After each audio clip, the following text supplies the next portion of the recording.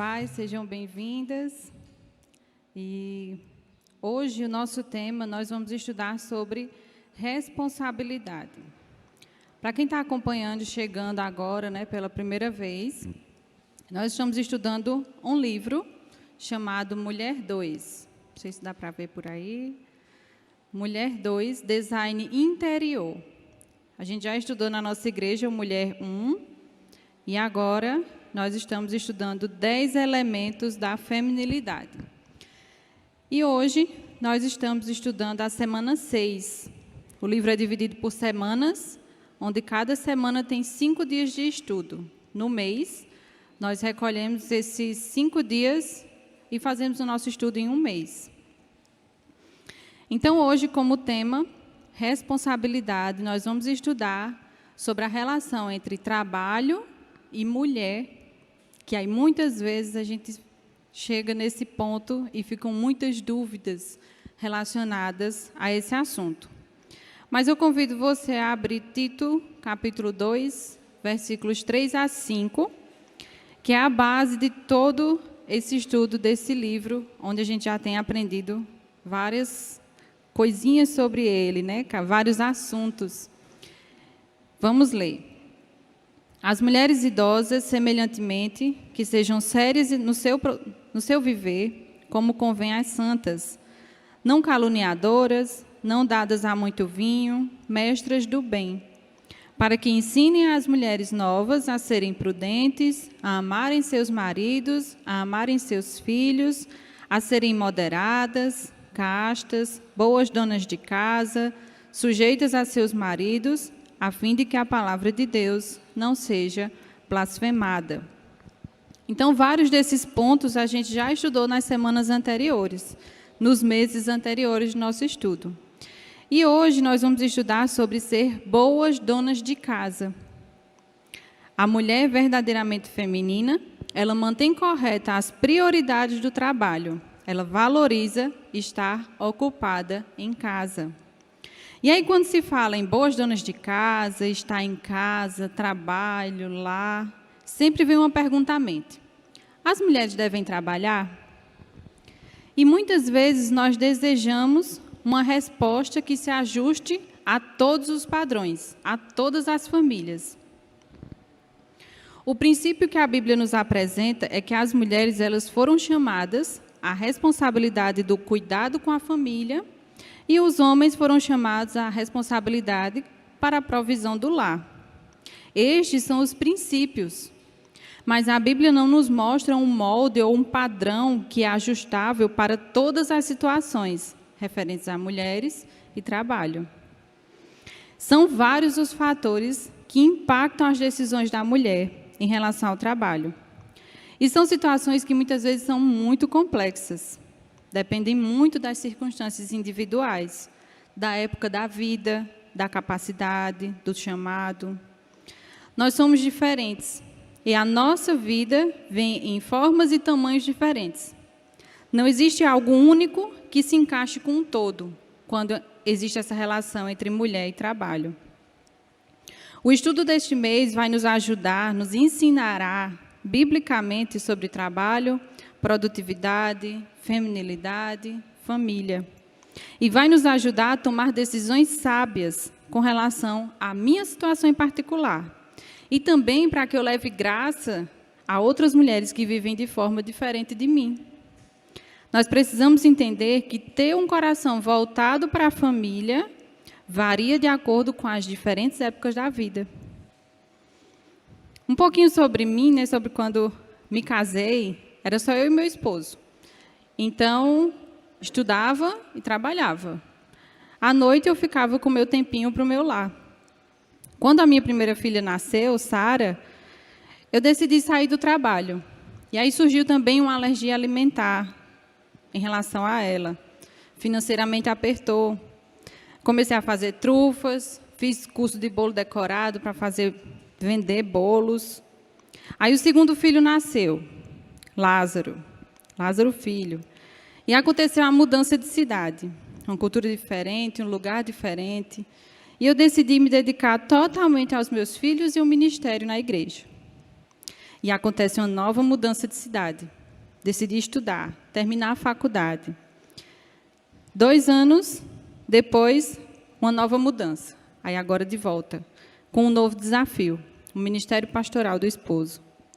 E aí a terceira filha nasce, Samantha, no fim do curso, com provas, com ela no bebê conforto, paradinhas para amamentação, introdução alimentar, sem esquecer dos outros 2 filhos mais velhos. E o apoio ao meu esposo no ministério. E aí não parou por aí, não. Atualmente, sou nutricionista, atuo na profissão terça a sexta. Sou mãe de 3 e continuo no meu apoio ao esposo. A gente precisa entender que o importante de todas as circunstâncias, diante da época da vida que você está vivendo, é você pesar as decisões sobre o mercado de trabalho, sobre o ministério, com o compromisso de administrar bem a sua casa, ser uma boa esposa, ser mãe, filha, irmã, amiga.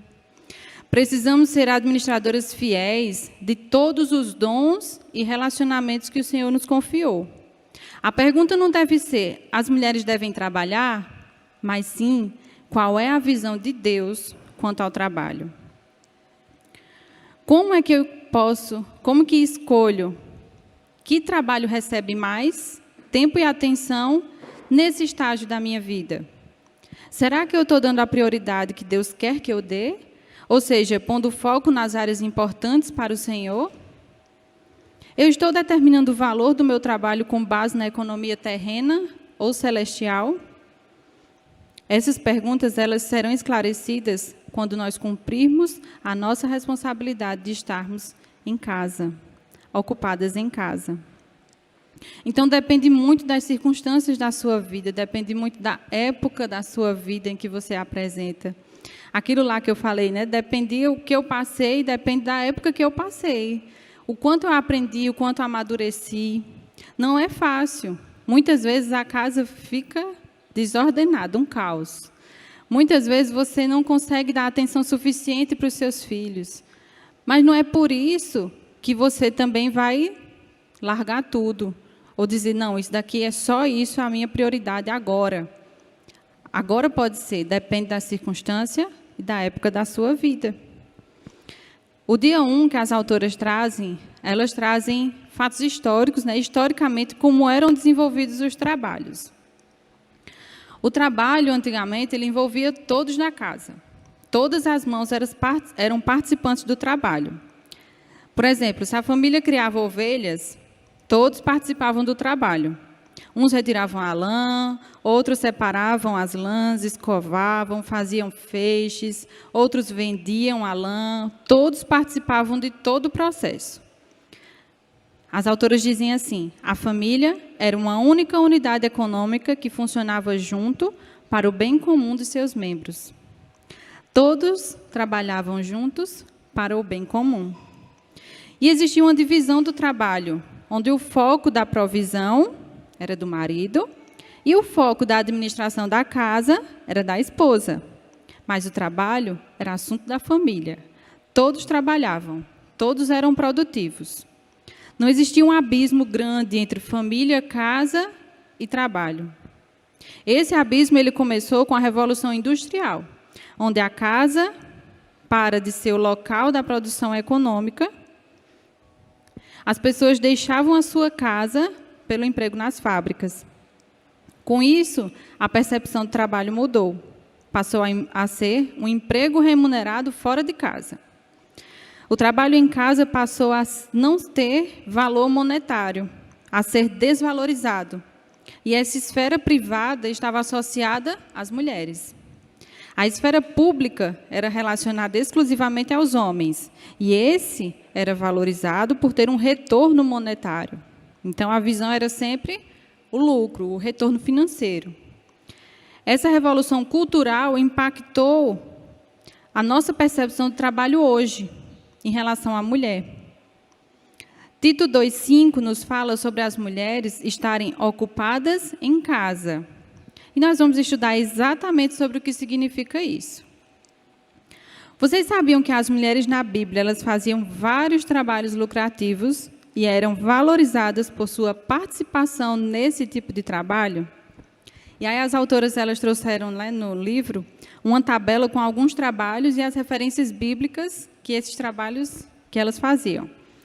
Exemplo, propagadora de notícias, produção de equipamento militar, fazedora de tendas, serviços de cuidados médicos e da saúde, babá e serviços de cuidar de crianças, a ama de leite, arte e design de interiores, tecelãs de cortinas, vários outros. As mulheres eram muito competentes em seus comércios e muito habilidosas. Paulo, quando dá orientação a Tito, das mulheres estarem ocupadas em casa, ele não falou proibindo de trabalharmos em outros contextos fora de casa. Ele não falou sobre isso. O próprio Paulo era amigo e colega de trabalho de muitas mulheres, inclusive em trabalhos geradores de renda. Em Romanos 16, do 3 ao 16, é uma saudação final que Paulo faz no livro de Romanos. Paulo saúda 28 amigos que contribuíram para o seu ministério. Desses 28, 9 eram mulheres. E Paulo cita o nome de cada uma delas e elogia em atitude de gratidão pelo apoio ao longo da jornada de pregação do Evangelho, em qualquer lugar em que Deus as colocava para ser esse apoio. No dia 2, as autoras começam falando um pouquinho que a questão do movimento feminista ataca a masculinidade e busca denegrir a imagem do homem.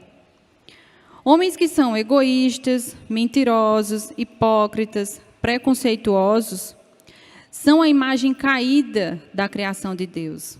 São atitudes pecaminosas, mas não são justificativas para atacar a verdadeira masculinidade. As mulheres no ambiente de trabalho, elas buscam mais reconhecimento, mais posição, mais dinheiro pelo trabalho que realizam. E isso é o que significa trabalho na nossa cultura hoje. É um meio para um fim. As autoras escreveram assim, na página 140. Estamos envolvidas com ele, com o trabalho, pelo que podemos retirar dele, independentemente do que seja isso: dinheiro, prestígio, afirmação, satisfação pessoal ou aposentadoria poupuda. Portanto, se o esforço que pomos no trabalho não fornecer retorno suficiente, então é hora de derrubar o chefe ou procurar um novo emprego. Entender corretamente o que a Bíblia nos apresenta sobre trabalho é importantíssimo para nos ajudar a fazer escolhas sábias, em que trabalhar, por que trabalhar, onde, quando e como trabalhar. É preciso entender que o trabalho foi criado para apresentar a natureza e o caráter de Deus. O trabalho existe porque fomos criados à imagem e semelhança do grande trabalhador, Deus. Trabalhamos porque Ele trabalha. Um trabalho honesto, fiel, produtivo, frutífero, consciente, testemunha a natureza e o caráter de Deus. O trabalho ele não existe para o propósito do ganho financeiro. Você pode receber um salário, mas o objetivo principal é glorificar a Deus. 1 Coríntios 10, 31 diz assim: assim, quer vocês comam, quer bebam, quer façam qualquer outra coisa, façam tudo para a glória de Deus. Então, quando você estiver pensando em qual trabalho escolher, não pese sobre qual vai ser aquele que vai lhe dar mais retorno financeiro, ou qual é o mais interessante. Mas pergunte-se, que trabalho trará mais glória a Deus? Entenda que todo trabalho deve ser uma extensão da obra de Deus. Na página 142, para quem tem o livro, o tópico 2 diz assim: o trabalho do médico é uma extensão do trabalho do Deus que cura.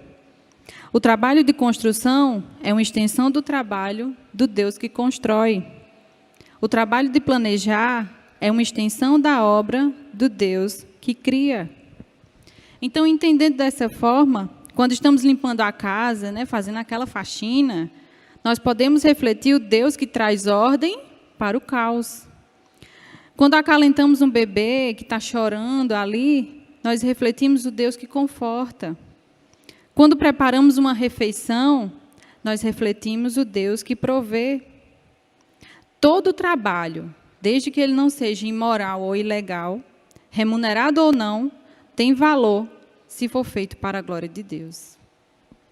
Colossenses 3, 23 e 24, diz assim: tudo o que fizerem, façam de todo o coração, como para o Senhor, e não para os homens, sabendo que receberão do Senhor a recompensa da herança. É a Cristo o Senhor que vocês estão servindo. Então, ter a consciência de fazer tudo para a glória de Deus implica em fazer de todo o coração como para o Senhor, não para os homens, com o objetivo de final, como o objetivo final de servir e agradar as pessoas, não é esse o objetivo, mas o servir as pessoas com amor será um reflexo do seu amor e servir para o Senhor. Jesus, o nosso modelo de trabalho, ele trabalhou na carpintaria por 17 anos. Um trabalho mal remunerado e uma profissão humilde. E ele passou 3 anos em seu ministério itinerante. Mas Jesus estava fazendo o trabalho de Deus quando martelava um prego. E também quando pregava na encosta da montanha. Porque ele estava fazendo o que Deus queria que ele fizesse, quando Deus quisesse. Seu trabalho não é apenas um trabalho ou tarefas repetitivas e insignificantes. Seus dons e habilidades foram planejados para você com um propósito, antes de você existir. Na eternidade, o que importa é que você tenha sido fiel aqui na Terra, com os recursos, responsabilidades e relacionamentos que Deus confiou a você. O seu trabalho em casa, na igreja, na comunidade, no mercado de trabalho, terá um pagamento eterno. Seu trabalho específico foi dado por Deus, com dons e habilidades que Ele te deu, para glorificá-lo. Nós, mulheres, temos habilidades, interesses e responsabilidades diferentes. Enfrentamos circunstâncias diferentes também. Mas o que temos em comum é que o nosso tempo é limitado. Temos 24 horas no dia. Isso limita o nosso tempo. É preciso determinar como melhor distribuir o nosso tempo e energia. Então, das várias opções, é preciso determinar qual a melhor opção. Às vezes, é preciso dizer não para um tipo de boa obra, para então ter tempo e energia para uma outra boa obra ser executada com excelência. Imagine o tempo gasto para ir de cavalo ou de carroça para a cidade, comprar sal, voltar para casa, moer grão, fazer o pão, pegar uma galinha, depená-la para prepará-la para o jantar. Ou então escovar a lã, fiar, tecer, costurar as partes, para ter uma roupa como essa que você está vestindo agora. Graças a Deus pelos supermercados, pelos carros, pelas lojas, pelas diversas roupas que podemos vestir. Hoje nós temos muito mais tempo do que as mulheres que vieram antes de nós. E pode ter certeza, nós iremos prestar contas desse tempo a Deus, pelo que fizermos com o nosso tempo disponível. É preciso oração e escolhas sábias e estratégicas para gastar o nosso tempo e energia para a contribuição para a eternidade. Muitas cristãs hoje em dia estão escolhendo voltar ao trabalho em tempo integral depois dos filhos saírem do ninho, ou ocuparem seu tempo com coisas diversas. Não é errado, mas é preciso se perguntar por quê. Será que essas mulheres estão caminhando com o ritmo do mundo? Será que consideram em oração que podem investir seu tempo em atos de misericórdia ou disciplina e encorajamento das mulheres mais jovens? Eu, como líder do Ministério de Mulheres, muitas vezes enfrento dificuldades de encontrar mulheres dispostas, mulheres mais velhas, com tempo e disposição para encorajar mulheres mais jovens. Cada época da vida, seja você casada ou solteira, as nossas decisões e a forma como usamos o nosso tempo precisam estar com base no reino e não no conforto ou nos ganhos pessoais. Mulheres, vocês são extremamente necessárias. Ao fazer escolhas, tomar decisões, pense em Mateus 6, 19 a 33. Lembre de buscar a Deus em primeiro lugar. Aquilo que Deus nos confiou, tempo, talentos, dinheiro, precisam ser investidos nas coisas duradouras. Jesus não condena o sucesso ou a prosperidade econômica, mas é preciso examinar os motivos do coração, para ver se estamos dando valor a Deus e seu reino, mais do que as coisas deste mundo. Quem não quer chegar no céu e ser saudada com as palavras de Mateus 25, 21 a 23, que diz assim: muito bom, servo bom e fiel. Você foi fiel no pouco, sobre o muito, eu o porei sobre o muito. Venha e participe da alegria do seu Senhor. Nós, cristãs, somos chamadas para glorificar a Deus por meio das boas obras. As obras não salvam, mas o salvo em Cristo deseja realizar boas obras. E esse desejo revela a fé e a bondade no nosso Deus.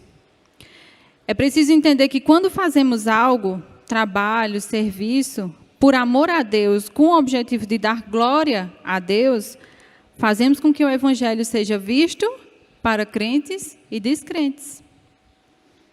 Em 1 Timóteo 5,10 diz assim: e seja bem conhecida por suas boas obras, tais como criar filhos, ser hospitaleira, lavar os pés dos santos, socorrer os atribulados, dedicar-se a todo tipo de boa obra. Percebam que criar filhos é uma boa obra? É uma responsabilidade compartilhada pelos pais, mas existe uma divisão do trabalho necessária para manter a casa e educar os filhos. A Bíblia nos apresenta papéis e responsabilidades específicas para cada gênero. O homem é responsável por prover o sustento do lar, mas isso não quer dizer que a mulher não possa ter um emprego ou uma carreira fora de casa. Significa que Deus irá cobrar do homem essa provisão. A mulher é responsável em providenciar o necessário para a família, ser o apoio e o auxílio. Mas não significa que o homem não possa ajudar em casa, a manter a casa limpa, ou cozinhar, ou tomar conta dos filhos. Mas que essa responsabilidade será cobrada da mulher. É um assunto muito complexo e muito sensível para a realidade de muitas famílias hoje em dia. E o nosso tempo é limitado. Mas peça ao Senhor para lhe ajudar a identificar se você precisa fazer ajustes em seu pensamento sobre as suas responsabilidades e sobre o tempo que você tem dado a essas responsabilidades. O dia 4, as autoras trazem como título Trabalhando Aonde? E aí a autora inicia falando que pediu ao seu filho para ir no mercado, comprar uns itens de uma lista de compras. E aí, antes dele sair, ela enfatizou que não se esquecesse do leite. Não esqueça do leite. Não era o único ingrediente da lista, não. Mas a ênfase era porque aquele ingrediente, aquele item, era importante a ser lembrado. A lista de Paulo para Tito é mais ou menos assim, mais ou menos a mesma coisa. São como itens que precisam ser lembrados, particularmente para as mulheres, inerentes à feminilidade bíblica. A responsabilidade da mulher trabalhar em casa não significa que ela não possa trabalhar em outros lugares. Nas diferentes épocas da vida, ela pode trabalhar na igreja, na escola, no hospital, na casa de uma amiga, em um escritório. O importante e o desafio que Paulo apresenta para a mulher cristã é que ela tenha a certeza que não irá negligenciar a sua família, a sua casa. Fazer um bom trabalho na administração da casa é uma das boas obras mais importantes que o Senhor quer que uma mulher faça. As autoras escreveram isso. Vamos ler Provérbios 31, 27. Diz assim: cuida dos negócios de sua casa e não dá lugar à preguiça.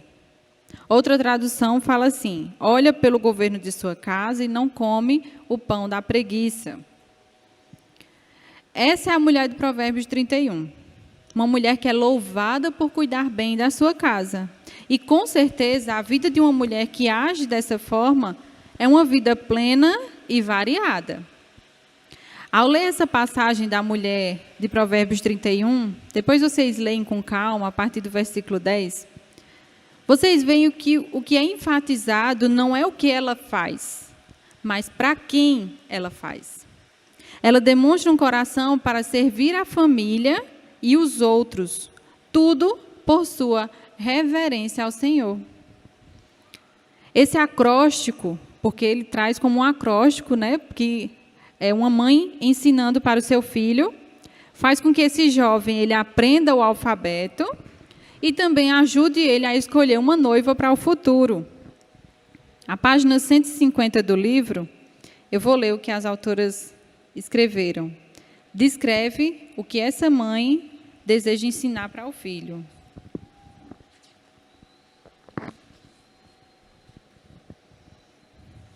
É como se a mulher de Provérbios estivesse falando o seguinte: não se case com uma mulher dada ao prazer, autoindulgente e preguiçosa. Procure uma moça que tenha múltiplas facetas, que seja capaz e trabalhadora. Uma mulher que não vai se casar com você por causa do seu dinheiro.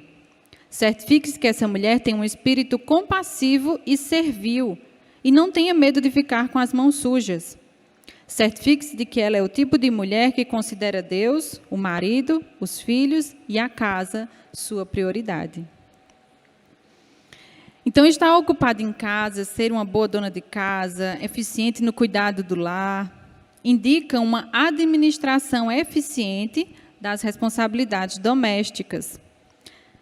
As autoras disseram o seguinte: a tarefa de uma mulher de administrar a casa não quer dizer ficar em farrapos, fazendo tudo ela mesma, mas significa que o que precisa ser feito seja de fato feito. Então, você administrar o seu lar é você distribuir tarefas. Não é você ficar lá, a mendiga, né, desfarrapada, fazendo de tudo. Não, distribua as tarefas, administre o seu lar. Quando a palavra de Deus dá ênfase de dar prioridade ao trabalho de casa, também alerta contra o pecado da preguiça. A preocupação de Paulo sobre a preguiça também se estende aos homens. Lá em 2 Tessalonicenses 3, 11 e 12, diz assim: pois ouvimos que alguns de vocês estão ociosos, não trabalham, mas andam se intrometendo na vida alheia. A tais pessoas ordenamos e exortamos no Senhor Jesus Cristo que trabalhem tranquilamente e comam o seu próprio pão. Então, ser preguiçoso significa não estar trabalhando nem ser ativo. É evitar sempre as responsabilidades e preencher o tempo com coisas vãs ou sem valor. Ser ocioso ou ser preguiçoso não é o contrário de estar ocupado. Normalmente, as pessoas preguiçosas estão muito ocupadas. Provérbios 7 apresenta uma mulher nessa situação. Ela é espalhafatosa e provocadora. Seus pés nunca param em casa. Uma hora na rua, outra nas praças, em cada esquina fica à espreita. É uma mulher que está sempre ocupada, mas ela não está fazendo as boas obras que deveria fazer. A preocupação de Deus em nos alertar a este ponto não é com a nossa localização fixa, mas Ele quer que estejamos ocupadas fazendo boas obras. Não negligenciando as necessidades da família e da casa, e sendo trabalhadora fiel em todas as esferas onde Deus nos colocar, para abençoar outros e glorificar a Deus. Peça ao Senhor para lhe mostrar se você está se envolvendo com atividades que desperdiçam o seu tempo e quais responsabilidades você está negligenciando como resultado dessa atitude. Pergunte ao Senhor quais mudanças você precisa fazer para colocar em primeiro lugar o mais importante. E aí, no dia 5, elas trazem o título Um Trabalho Importante a Ser Feito. E elas trazem uma historinha bem interessante. Eu acho que eu vou ler para vocês. Que eu achei bem legal essa historinha. É de um livro que elas... Um livro clássico infantil, com o título Tudo Depende de Como Você Vê as Coisas. E aí é um menino que dirige seu carrinho de brinquedo através de um pedágio que aparece misteriosamente em seu quarto. E em um passe de mágica, ele encontra-se no reino da sabedoria. E o reino está em caos, porque Rima e Razão, as duas princesas do reino, estão desaparecidas. A fim de restaurar a ordem, o menino Milo tem de sair em uma busca para resgatá-las. E aí ela vai contando a historinha, né? Vou ler aqui rapidinho para vocês. Milo viaja para a montanha da ignorância, onde ele e seus fiéis companheiros têm de evitar os vilões e ser mais espertos que eles para salvar as princesas. Aqui, eles se defrontam com um senhor sem face e agradável, vestindo um elegante terno preto. Esse cavalheiro os contrata para 3 trabalhos: mudar de lugar uma pilha enorme de areia, grão a grão, com uma pinça, mudar de lugar um poço de água, gota a gota, com um conta-gotas, e cavar um buraco para atravessar uma rocha usando uma agulha. Os 3 amigos trabalham arduamente, hora após hora após hora. Após dias de trabalho extenuante, tem pouco a mostrar como resultado de seus esforços. Milo calcula quanto tempo demorará para terminar. Desculpe-me, diz ele puxando a manga desse senhor e mostrando-lhe uma folha de papel com os números para ele ver. Serão precisos 837 anos para terminar esses trabalhos. Verdade? Respondeu o homem sem nem mesmo se virar. Então é melhor continuar trabalhando. Mas parece que não vale a pena, disse Milo suavemente. Vale a pena, berrou o homem indignado. Só quis dizer que talvez isso não seja tão importante assim, repetiu Milo, tentando não soar como um menino mal educado. É claro que não é importante, retrucou com raiva. Não teria pedido para fazer isso se achasse que era importante. E agora, quando se voltou para encará-los, não parecia ser um homem muito agradável. Então, por que se importar com isso? Perguntou Toque, cujo alarme começou a tocar de repente. Por que, meus jovens amigos? Murmurou com cara azeda. O que poderia ser mais importante que fazer coisas sem importância? Se você fizer só os trabalhos fáceis e sem utilidade, jamais terá que se importar com as coisas importantes que são difíceis. Simplesmente não terá tempo para isso, pois há sempre algo para mantê-lo afastado do que realmente deveria estar fazendo. E ele pontuou esse último comentário com uma gargalhada digna dos mais perversos vilões. Então, a história ela apresenta um fato real para todas nós. Sempre haverá algo para fazer, para nos impedir de fazer o que realmente deveríamos fazer. Satanás quer nos distrair, confundir as nossas prioridades e nos manter tão ocupadas a ponto de não fazermos o que é mais importante. Em uma lista que contém o seguinte: assistir o seu filho pequeno em uma apresentação da escola, terminar um relatório importante para o seu chefe, recepcionar convidados para o jantar, liderar um grupo de estudo bíblico ou limpar o banheiro, talvez seja difícil você decidir qual é a tarefa mais importante. E tudo isso vai depender das circunstâncias. Não é a natureza da tarefa que determina a importância dela, mas sim os relacionamentos e responsabilidades confiados por Deus a você. Pergunte-se sempre assim: por que você está fazendo o que faz e para quem você faz isso? O movimento feminista, ele ensinou as mulheres a desdenhar ou desprezar as tarefas domésticas, considerando sem importância. Olha o que Simone de Beauvoir disse. O trabalho das mulheres na casa não lhes dá autonomia, não é diretamente útil para a sociedade, não se abre para o futuro, não produz nada. Você, pode ser jovem ou idosa, solteira, casada, independentemente da sua circunstância particular, o Senhor quer que você reconheça o valor da casa. Seja apartamento, casa, flat, dormitório. Não é um local só para dormir, ou um local só para fazer refeições, ou para pendurar a bolsa.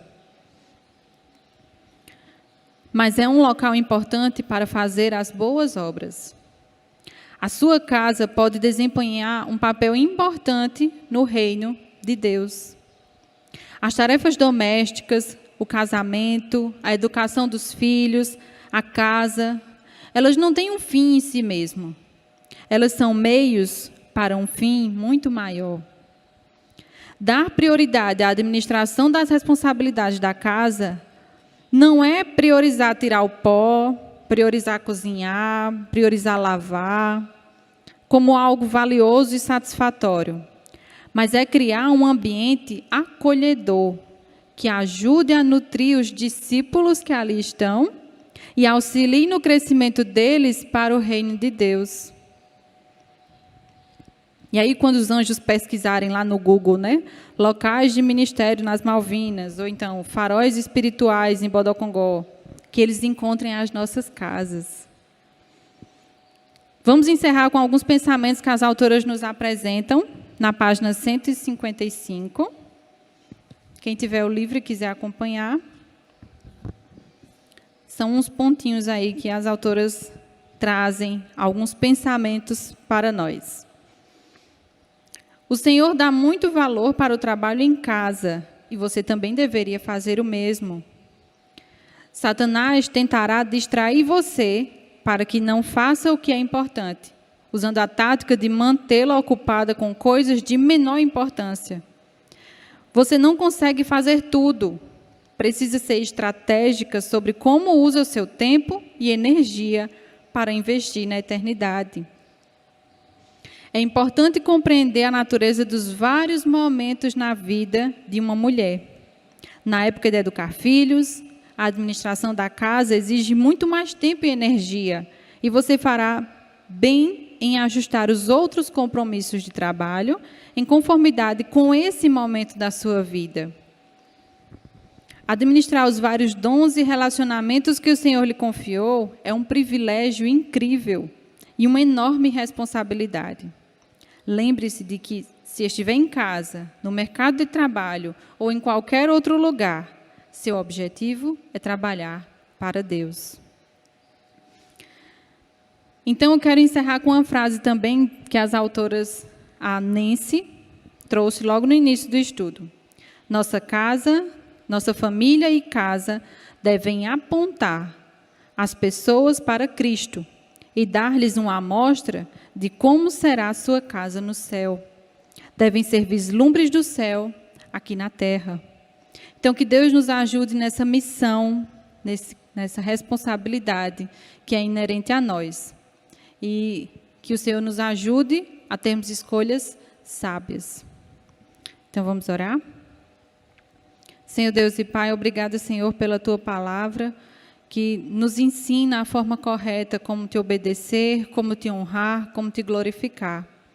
Nos ajuda, Pai, nas diversas situações das nossas vidas, que como mulheres cristãs, mulheres que conhecem a Ti, que buscam aprender mais do Senhor, que possamos desfrutar do Teu amor, da Tua misericórdia e também passar adiante tudo que aprendemos aqui hoje. Que as nossas vidas, onde quer que estejamos, possa vislumbrar a eternidade. Obrigada, Senhor, pelo Teu cuidado conosco. Em nome de Jesus, amém.